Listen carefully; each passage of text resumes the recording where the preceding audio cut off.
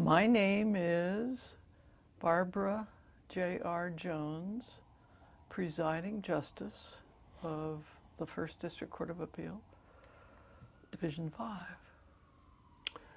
And with me today, as we practice our opening line, is retired Associate Justice Zerne P. Haining, with whom I had the privilege of serving for how many years? Okay, Justice I Haining, don't remember. I'm not going to say too many. I'm going to be. I don't recall. It was. When did you retire? 2000 and. It says someplace. I don't have my. Well, we were still at Marathon. No, we were here. You were when next you came. door. No, when you came. I started in '96. And we were still at Marathon Plaza. Yeah. I retired in 2001, I think. Well, we won't talk about that. I know it's longer. Yeah, because I went on the bench in '81. All right, Justice Jones, whenever you're ready, you can Well, start up. We're here today to talk with my former colleague, Associate Justice Zerne P. Haining, as a part of the court's legacy project.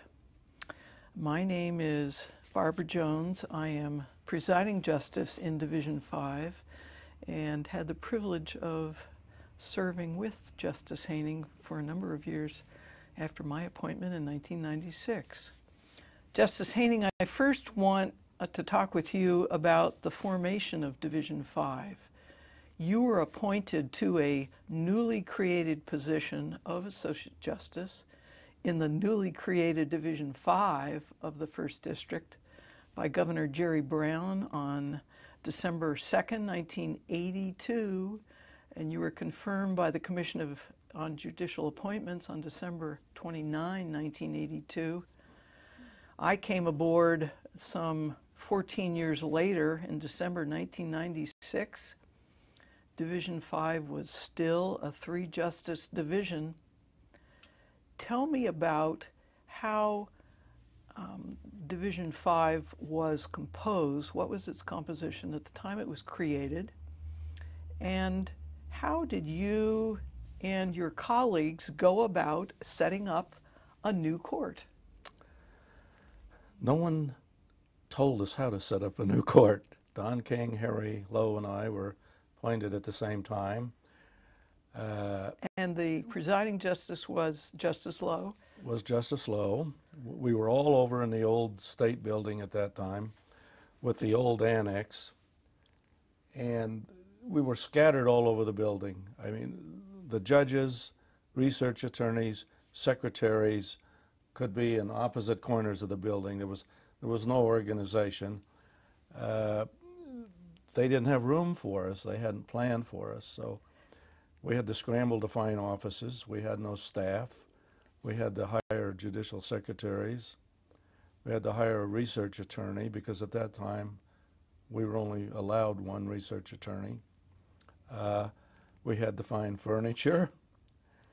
And did you have to find books? Was there such a thing as a chambers library when you started? There was a small one. We scrambled and put books together.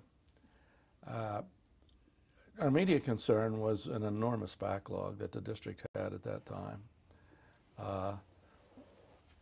I came close to going back in a superior court when I saw the size of it. How did you and your colleagues communicate? Did you walk down the hall as we have done over the years that I worked with you? Or did you have to pick up the telephone? Sometimes the intercom worked, sometimes it didn't. We'd walk down the hall. We didn't have computers. We didn't have email. We had no electronic form of communication. So we would get together. We'd always go to lunch together. We'd meet in someone's chambers and talk about the cases. That's how we did it. You spoke of a backlog. Tell me about the size or the scope of the backlog that you had to address. I can't give you numbers per se, but I can tell you that many of the cases that we inherited had been fully briefed for over 4 years. The average age was about 3 years. That was a challenge because, as you know, the law changes, the statutes change, and new appellate opinions are published, which change the law. At the same time, was there a inventory of new cases coming to Division 5 through the clerk's office? Yes, we immediately started picking up our own inventory of new cases and also petitions for extraordinary writ, habeas corpus, mandamus, that sort of thing. Can you give me some kind of an idea how you addressed the backlog? Did you assign them en masse to one of the 3 chambers as the authoring judge? Did you have ways of addressing the question of scheduling oral argument in those cases where the parties had requested oral argument, if it in fact had been determined how to do that, as opposed to working up cases and filing opinions where argument has been waived? Was there that kind of, or how did you address the problem and among the 3 of you? We did a couple of things. First, we cheated a little bit. We had this enormous backlog, and we had new research attorneys. We felt in order to get through the backlog, it would be easier for the new people if they were dealing with familiar issues, if they got acquainted with a particular area of the law, so they could work with the same issues every month until we got through it. So Justice King had a reputation, as you know, as a family law judge. We gave him all the family law cases. As I recall, Justice Lowe took governmental cases. I took torts and a lot of the criminal cases. And we divided them that way in terms of the backlog. As the new cases came in, for about the first year, we assigned them the same way.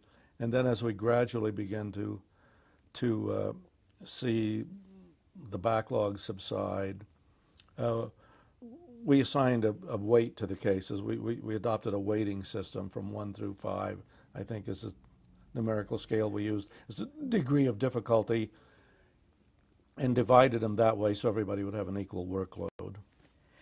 Did the length of opinions or the type of opinion that you wrote in addressing each of the appeals change as you worked through the backlog? Were there any summary opinions written as to some of these cases?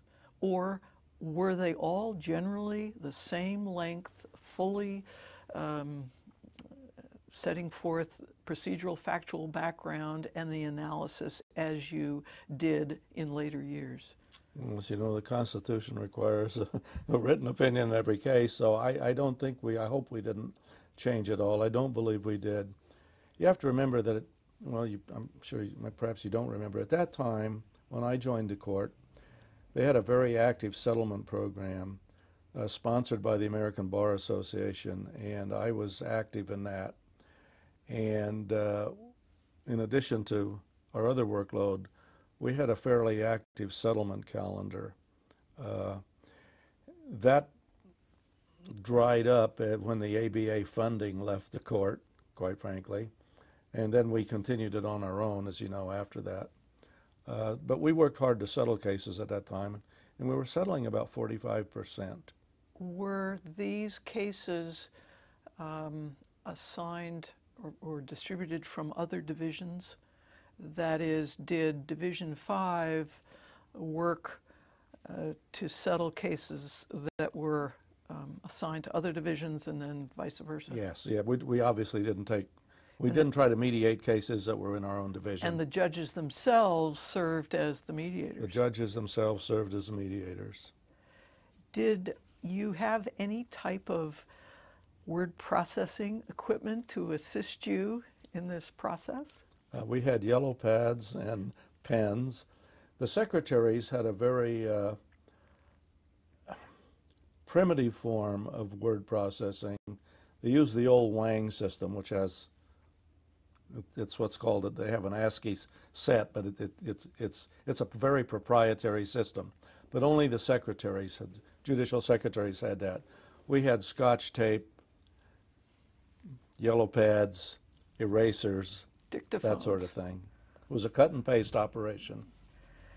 In 1982 and now, the First District was located in the old State Building on McAllister Street, 350 McAllister Street, across the street from Brooks Hall on the Civic Center Plaza. You had told us that the justices were housed all over the building. Right. Were some in what might be described as the newer portion of the building on, or the complex on Golden Gate Avenue, and some on McAllister Street? Yes, I recall Justice Radigan, Justice Caldecott, Justice Rouse, and I think Justice Smith and for a few others were in the old building. Others were scattered throughout what we call the annex, which is that portion of the state building attached to the original state building, in no organized fashion. I mean, my secretary was in a different building than I was in. What type of library support did the First District have? We didn't have a librarian at that time. We did have a central library. Judges had books in their chambers. Of course, the Supreme Court's library was on the same floor. They had some books we didn't have. We had some volumes that they didn't have. So it really wasn't a very efficient system. If you want to ask me about the earthquake, I'll tell you some more about our library. Well, that is indeed one of my next questions. At some point, I'm trying to remember when, the Loma Prieta earthquake occurred in San Francisco or in the Bay Area. What was the condition of the building? I thought you were going to ask me about the Giants and the A's because they were playing for the World Series at that time. I had a corner chamber at that time. I had moved into the chambers that were previously occupied by Justice Tom Caldecott, who had since retired. And I didn't have a book fall off the shelf, but that's perhaps because I was in the corner. Parts of the building looked like they'd been bombed out. Huge chunks of rubble fell on the stairways. Bookcases collapsed. The Attorney General lost their library. We had just installed seismic bookshelves, and I was amazed that they worked. We didn't lose a book. In fact, for some time after that, the Attorney General was using our library because their books were all piled up. Did the court continue to function as a court in any part of this complex? The first thing that happened, the Chief Justice wisely extended all guidelines for filings and hearings because it was several days before we could get back in the building. Everyone, remember all of the Supreme Court was in the old state building. We all had to evacuate the original state building and move into the annex. And some of the offices, the Judicial Council, the Administrative Office of the Courts, were housed in other office buildings downtown San Francisco. And then we were squeezed all over the building. We lost our courtroom. Some of us were on the 5th floor. Some of us were on the 2nd floor. We were just scattered all over. Was there a courtroom in the annex in which you heard oral argument?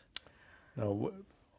Division 5, we used the workers' comp hearing room downstairs. Some of the divisions went to, what's the name of this other state building over here in the Civic Center, went over there and used their facilities. We decided it was easier to stay in the building because the clerk has to transport files back and forth, and it was just easier to stay in this building. So we heard our cases down on the 1st floor in what was then in the old annex, not this modern building, the old annex, the workers' comp hearing room. Then you did have access to the record through this process or this time period when you were still in the Civic Center location. We did. Eventually, the court moved to Marathon Plaza. How did the organization of divisions and staff change in this so-called new building, the new location, which I guess was a temporary location? It was. We were housed together, so to speak. In other words, all the justices in a particular division had their chambers adjacent to one another. They had their staff and their secretary either next to them or right across the hall. So that was a much more efficient operation.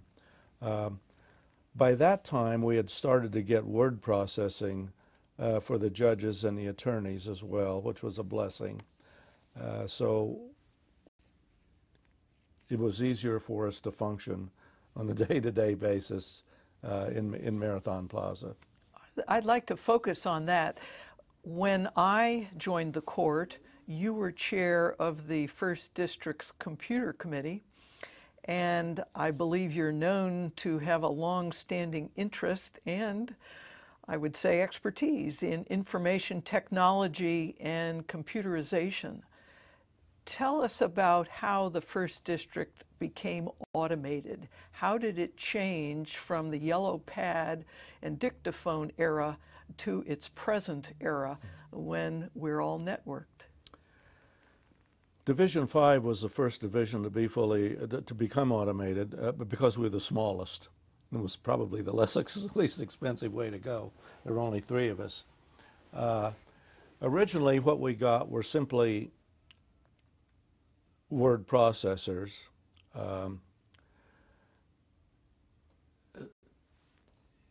We sometimes had to carry disks back and forth. We didn't have email. We didn't have any of the sort of software you think of when you have a computer today. We had word processing ability, and that was it. But that was tremendous because it enabled us to get our opinions out more quickly. And did staff, that is the research attorneys as well as the judicial assistants, have word processing workstations?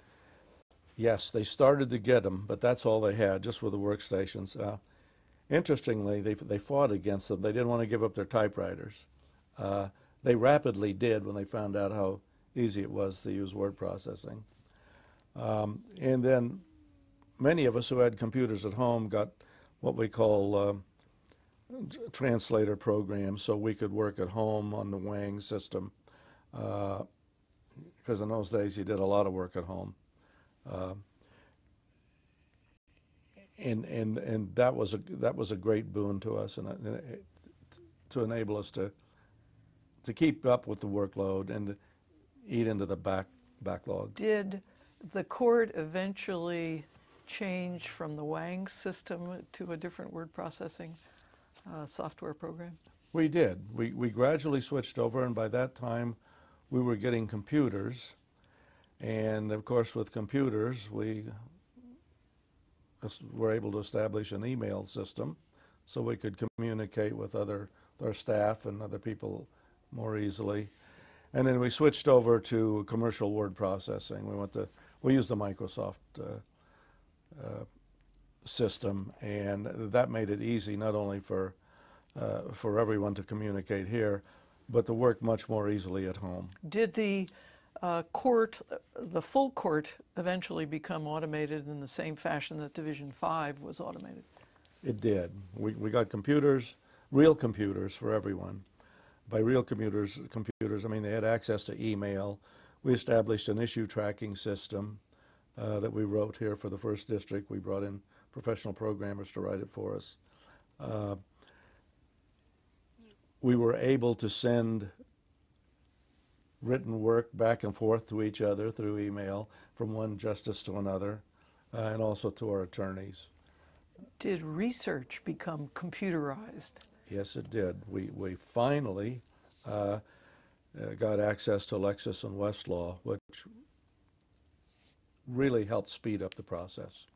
Did chambers, libraries change as the court became computerized and research through Westlaw and Lexis became available?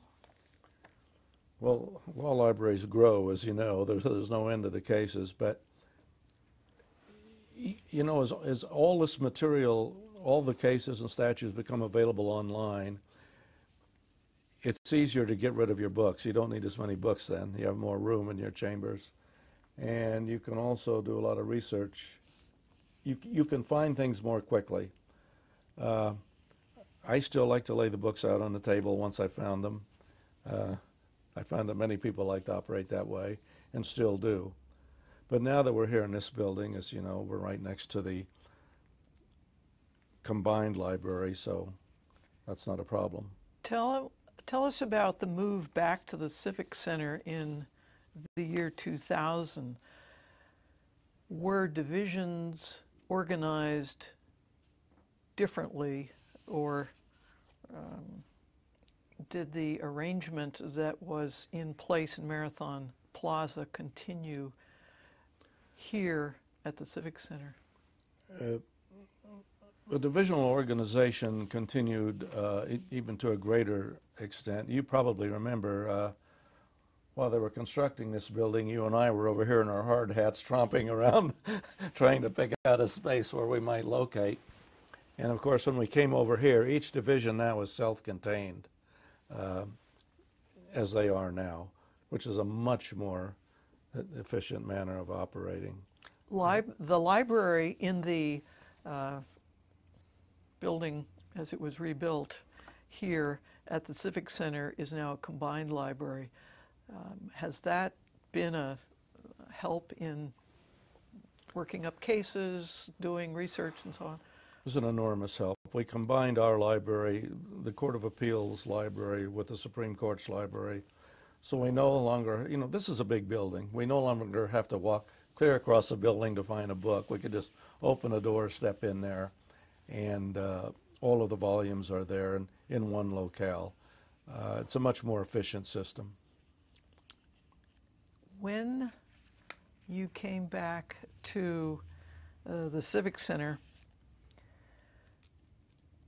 did you find that the way of, or the interchange between your colleagues was better than it was when you left? How was it different?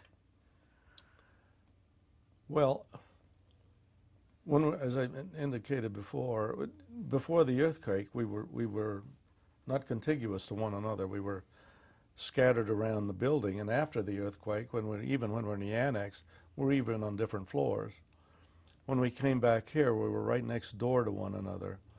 And as you know, in a small court, 3 or 4 justices on a panel, there has to be a lot of interplay, a lot of discussion about the cases. And now I could just step next door and talk to you about a case. I couldn't do that in the old State building. I couldn't even email you then. So it was much better. I think there was more interchange between the judges when we got back over here. We spent much more time talking to one another about the cases. Did Division 5 conference cases before argument, the cases that were on the argument calendar in the old building before the Loma Prieta earthquake? We did. We've always operated the same way. We always had a case conference prior to oral argument, in which we discussed not only the cases that are going to be argued, but those in which argument had been waived. And then after oral argument, we always met again, immediately after the argument, usually the same day, to see if anyone had said anything that had altered our perspective, given us new thoughts on the case, make sure we were going the right way. And that was the system all the time I was on the court. I have to say that during the time that I have served in Division 5, the conferencing system has been a boon to me as presiding justice, as it, I suspect, was to presiding justice Clint Peterson, my predecessor, and the other judges on the panel. Well, you know, we didn't just conference on the cases. We also, it made it much easier to conference on the writs. As you know, we have no control over the writ petitions that come in. One could come floating in here in the next 15 minutes. And they always have short timetables, which means they demand your immediate attention, which means we have to get together and decide them, as you know, very quickly. The current arrangement, the way that the divisions are located now, makes that much more efficient. And as you recall, we always met at that round table in my chambers, and we dealt with the writ petitions as they came in.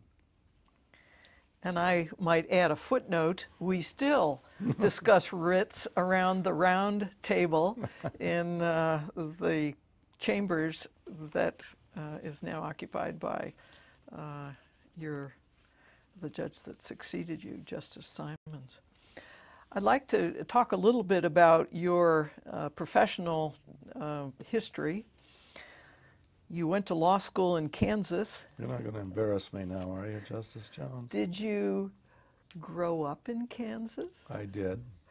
And when you graduated from law school, class of 1962, Washburn University of Topeka School of Law, I read that you were editor-in-chief of the Washburn Law Journal. And then you can fool some of the people part of the time.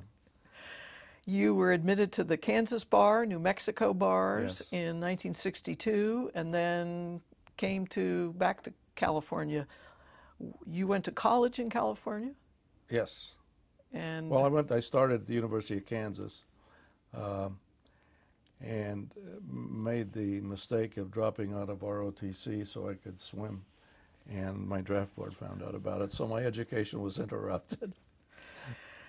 Eventually, when you finished law school, came back to California for your private years when you were in private practice, from 1965 through 1981, which was when you were appointed to the San Mateo Superior Court. Yes.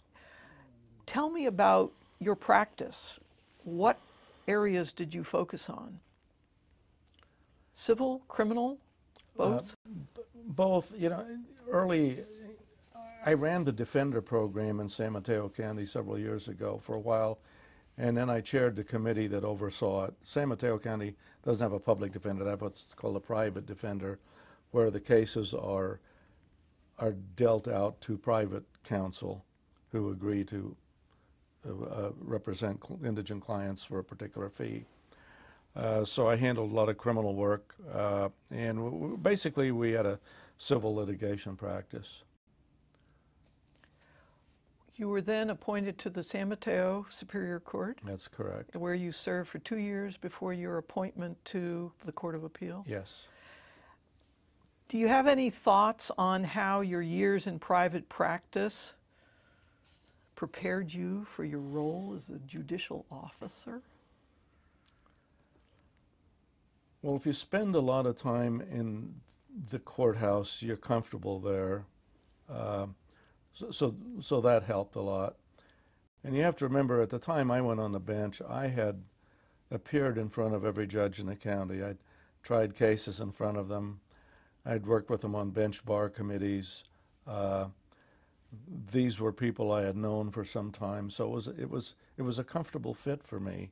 I knew these people. As I indicated, I tried cases before them. They knew me, and it was a good working relationship. You were also active in local bar activities, as well as the California State Bar. One of the positions you held was vice president of the California State Bar. That's right. And before that, the Board of Governors of the State Bar.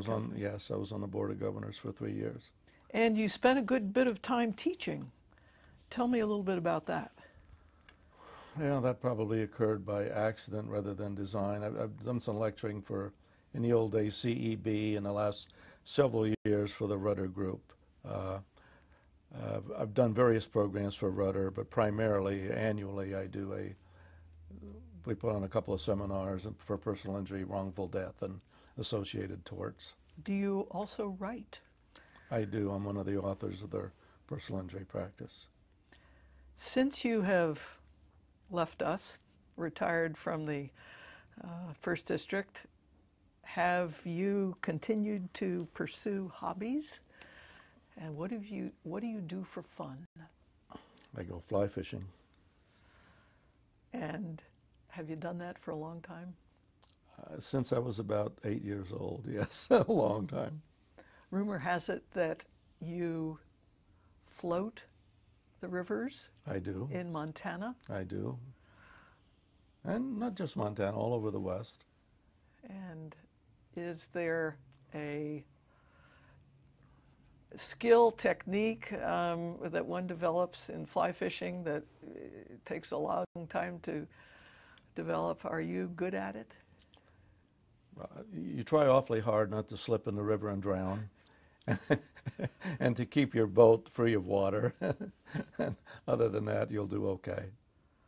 Justice Haining, thank you very much for coming back to Division 5. My pleasure. And I've enjoyed our visit this afternoon.